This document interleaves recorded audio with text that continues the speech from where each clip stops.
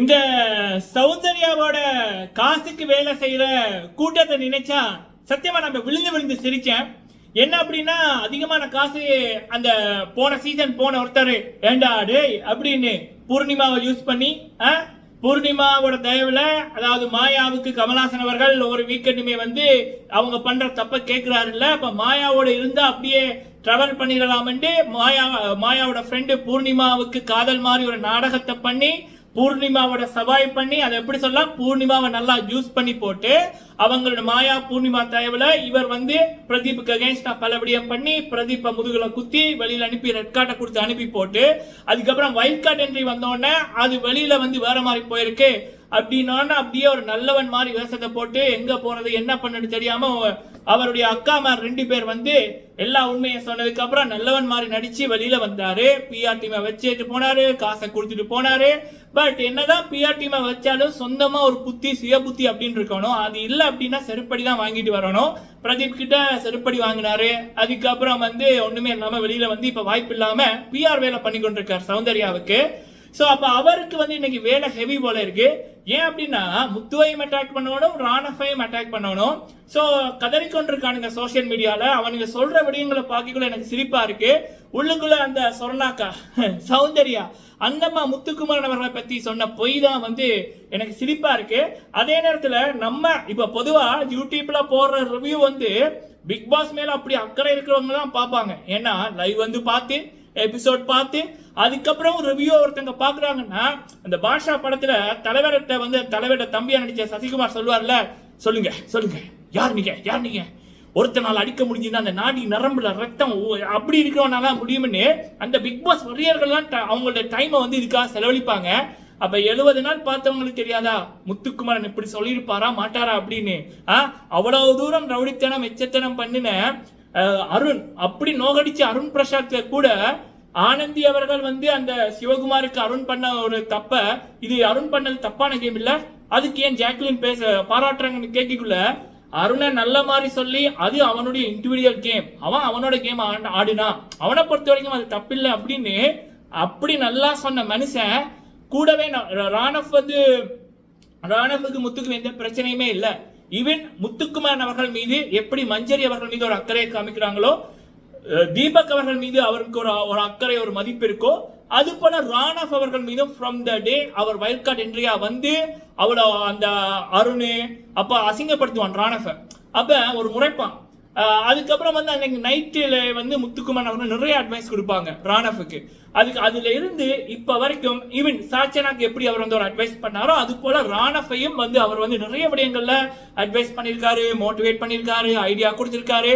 சொல்லப்போனா அவர் தம்பி மாதிரியே வந்து அவர் வந்து பார்த்திருக்காரு. சரிங்களா? ஈவன் அவரும் ஒரு போட்டியாளர், அந்த டைட்டிலை நோக்கி தான் எல்லாரும் போட்டி போடுறோம் அப்படின்னு மறந்துட்டு அந்த ராணவ நேத்து நல்லா பண்ணதுக்கு கேம் சேஞ்சர் ராணவ் அப்படின்னு சொன்ன ஒரே ஒரு நபர் முத்துக்குமரன்.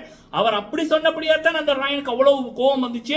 என்ன இவனெல்லாம் கேம் சேஞ்சரா, என்ன முத்து இப்படி சொல்றாரு. அவனுக்கு காரணம் 2 விடயம் இருக்கு. ஒன்னு, ஒரு ஸ்கூல் எடுத்துக்கிட்டோம்னா முத்துக்குமரன் அங்க முதலாவது ரேங்கிங் எடுக்கிற ஸ்டூடெண்ட், ராணவ் அப்படின்றவர் நான் நடுவில் இருக்கிற ஸ்டூடெண்ட், ஒரு 40, 45, 30 அப்படி மட்டுமட்டுல பாஸ் பண்ற நபர். அப்ப இவனுங்க வந்து அதுக்கு மேல இருக்குதான் இவனுங்க எல்லாம் நினைச்சு கொண்டு இருக்காங்க, ஒரு 60, 65 அப்படின்னு. அப்ப ரேங்கிங் நம்ம வண்டியில வந்த முத்து அவர்கள் ராணவ கேம் சேஞ்சர் அனுப்பிட்டாங்க, அப்ப நமக்கு என்ன மரியாதை அப்படின்னு போட்டுதான் அவனுங்க பொங்குனானுங்க. ராயனு, ஜாக்லின், பவித்ரா எல்லாம் நேத்து நடந்தது அதுதான் சண்டை. ஆனா முத்து அவர்கள் அழகா செருப்படி கொடுத்து அனுப்பினாரு, அழகா எக்ஸ்பிளைன் பண்ணாரு.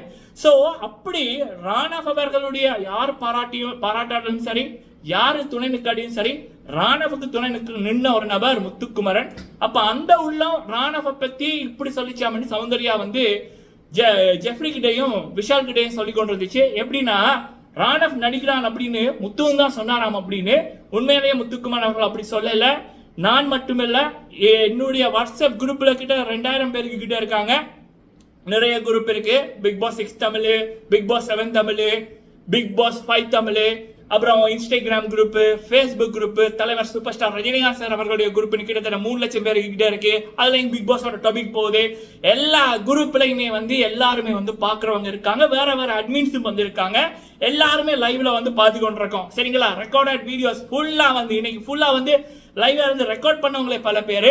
ஒரு தடவை கூட அந்த இன்சிடென்ட் நடந்ததுல இருந்து ஒரு தடவை கூட முத்துக்குமரன் அவர்கள் அப்படியான ஒரு வார்த்தையை சொல்லவே இல்லை. ராணவ் நடிக்கிறான் அப்படின்ற வார்த்தை முத்துக்குமரன் அவர்கள் வாயிலிருந்து வரவில்லை. இது சௌந்தர்யா என்ற அந்த பிஆர் அக்கா சொன்னாக்கா வேணுமெனுமெனே ஏற்றுக்கின ஒரு விடயம். ஏன்னா அந்த அம்மாக்கு தெரியும், வெளியில வந்து போன சீசன் போயிட்டு வந்த அடி வாங்கிட்டு வந்த ஒண்ணு ஏண்டாடே என்ற ஒண்ணு அது வந்து வெட்டியா தான் வீட்டுக்குள்ள இருக்குது. அப்ப அதுக்கு வேலை கொடுக்கணும் இல்ல, அதுக்குன்னு சில பிஆர் டீம் இருக்குல்ல, துபாயில இருக்கான் ஒருத்தன், இன்னொருத்தன் வந்து வணக்க மக்கள் என்று இருக்கான் மற்றும் பல. அப்ப அதுகளுக்கு வேலை கொடுக்கணும் இல்ல. சோ நம்ம இப்படி ஒரு விடயம் நடக்காத ஒரு விடயத்தை சொன்னா அதுங்க வந்து கதறி கொண்டிருக்கோம், முத்து சொல்லிட்டா, இங்க பாரு சொன்னாக்கா சொல்லிட்டா அப்படின்ற மாதிரி அதுகள் அதுல வேலையை காட்டும். சரியா? அப்ப அதுக்காகத்தான் இந்த சொன்னாக்கா சௌந்தர்யா வந்து வேணுமெனுமே பொய்ய வந்து கிரியேட் பண்ணது. முத்துக்குமரன் அவர்கள் அப்படி ஒரு விடயமே சொல்ல இல்ல.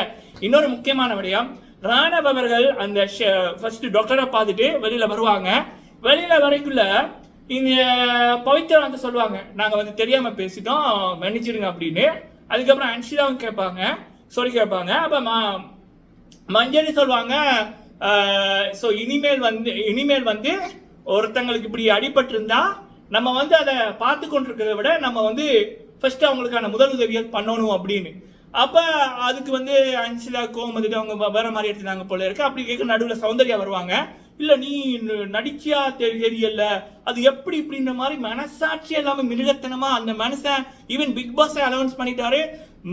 டாக்டர்ஸ் வந்து பார்த்தாங்க, மருத்துவமனைக்கு போயிட்டு வந்திருக்காரு, அப்படி சிகிச்சை கொடுத்துருக்கு, ஊசி போட்டிருக்குன்னு அவர் சொல்றாரு. அப்ப கூட இந்த சௌந்தர்யா இப்படி அவர்கிட்டயே முகத்துக்கு நேரம் கேட்குதுன்னா இது என்ன பிரவி என்ன சொல்றது தெரியல. அப்படி இது பேசிக்கொண்டிருக்கக்குள்ள முத்துக்கு விளங்கிட்டு சரியில்லைன்னு முத்து வந்து எழுந்து எல்லாரும் பேச்சுன்னு பாடுங்க. ஸோ இந்த கேம்லயே அதிகமான எஃபெக்ட் போட்டது ராணவ், அதுக்கு நம்ம பாராட்டணும் அப்படின்னு சொல்லி கிளாப் பண்ணி அவருக்கான அந்த பாராட்டை கொடுத்தாரு. இன்னொன்னு வந்து ஒருத்தருடைய வழியில ஒருத்தருடைய பெயின்ல நம்ம இப்படி ஆர்கியூ பண்றது இல்ல அதை வந்து இன்வெஸ்டிகேட் பண்றது இதெல்லாம் தப்பு, இனிமேல் இப்படி யாரும் பண்ணாதீங்க அப்படின்ற மாதிரி முதலாவது குரலை வந்து இவங்களுக்கு எதிராக ராணவ சந்தேகப்படுறவங்களுக்கு எதிராக குரல் கொடுத்தது முத்துக்குமரன் அவர்கள். ஸோ இப்படிப்பட்ட நபர் மீது இந்த பிஆர் சௌந்தர்யா கிட்ட மண்டைக்குள்ள என்ன இருக்கு? ரவுடித்தனம், எச்சத்தனம், பொறுக்கித்தனம், கலாச்சார சீர்கேடு இதைத்தான் அந்த பண்ணி கொண்டிருக்குது. கிரியேட்டிவிட்டியா எதுவுமே பண்ணல. அப்ப அப்படிப்பட்ட நபரோட எண்ணங்களும் சிந்தனைகளும் பேச்சுக்களும் எப்படி இருக்கும்? இப்படித்தான் இருக்கும். சோ அப்ப அந்தம்மா வந்து பொய்யத்தான் சொல்லி கொண்டு இருந்துச்சு. சரிங்களா? இதுதான் மக்களே. சோ முத்துக்குமரன் அவர்கள் ராணவ் அவர்களை பத்தி அவர் நடிக்கிறார் என்ற வார்த்தையை அவர் லைவ்ல எந்த இடத்துலயுமே சொல்லல. அதற்கு பார்த்த 1000 பேருக்கு மேற்பட்ட மக்கள் வந்து நமக்கு சொல்லியிருக்காங்க. எனக்கு மட்டுமே கிட்டத்தட்ட 222 மெசேஜ் வந்து வந்திருக்கு. Facebook group, WhatsApp group, Instagram குரூப்ல எல்லாம் சேர்த்து குறைஞ்சது ஒரு 222 கிட்ட வந்திருக்கு என்னோட சைட்ல இருந்து. சரிங்களா? சோ இதுதான் மேட்டர். இது வந்து சௌந்தர்யாவை ஏற்றின பொய்கள். இன்னொரு பக்கம் அந்த சோசியல் மீடியால என்ன அப்படின்னா, ராணவ் வந்து கையில் அடிபட்டா எப்படி தூங்குவார் அப்படின்ற மாதிரி, அடே ஊசி போட்டுருக்குன்னு சொன்னாங்கல்ல, அந்த ஊசி எதுக்குடா போடுறது? அந்த பெயின் தெரியாம இருக்கிறதுக்கு போடுறடா. நீங்களாம் மனுஷ பிரவியலாடா, காசு வாங்கினா என்ன வேணா பேசுவீங்களாடா சௌந்தர்யா பிஆர்களா? அந்தம்மா வந்ததுக்கு அப்புறம் இந்த போன சீசன் அவனோட பாய் ஃப்ரெண்டோ போனான்ல, அவன் சும்மா இருக்கிற மாதிரி தான் சும்மா இருக்க போகுது. இதுக்கெல்லாம் சப்போர்ட் பண்ணி உங்களுக்கு என்னடா கிடைக்க போகுது? யாராவது வாழ்க்கையில முன்னுக்கு வர்றவனுக்கு அட்லீஸ்ட் நீங்க ஏதாவது எதிர்பார்த்து காசுக்கு எதிர்பார்த்து பண்றீங்களே, அதை யாராவது திறமை இருக்கிறவனுக்கு பண்ணுங்கடா. அவன் முன்னுக்கு வந்துருக்காங்க அப்படின்னா அதுக்கப்புறம் அவங்கள பத்தி அப்டேட் உங்களுக்கு பேசுறதுக்கு ஒரு சான்ஸ் கிடைக்கும். அதை விட்டுட்டு வந்து கூட சும்மா தான் இருக்க போறது, தகுதியே இல்லாததுக்கு ஏண்டா குரலுக்கு கொடுக்குறீங்க? ஸோ மக்களை நீங்க உங்களோட கருத்துக்களை சொல்லுங்க. ஹாட்ஸ்டார்ல ஆஃபிஷியலி முத்து அவர்களுக்கு ஓட்டை போடுங்க. நன்றி.